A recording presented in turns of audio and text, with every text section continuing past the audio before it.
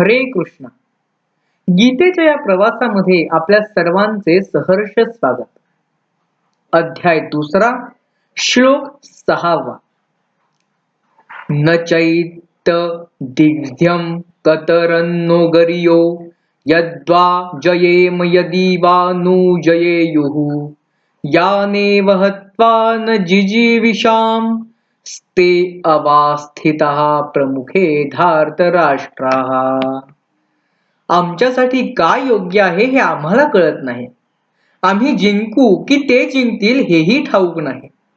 ज्यांना मारून आम्हाला जगण्याचीही इच्छा नाही असे धार्त राष्ट्र आपल्या समोर उभे आहे.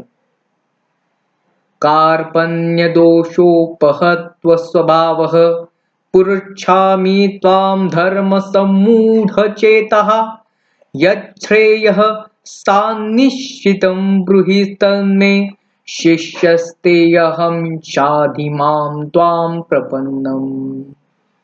माझा स्वभाव कार्पण्य दोषाने ग्रासलेला आहे आणि माझे मन धर्माच्या संभ्रमात पडले आहे.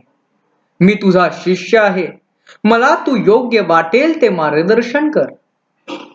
नहि प्रपश्यामि ममापनुद्या द्यक्षोकमुच्छोषण मिन्द्रियाणाम् अवाप्य भूमाव सपत्न मृधम राज्यं सुराणामपि चाधिपत्यम.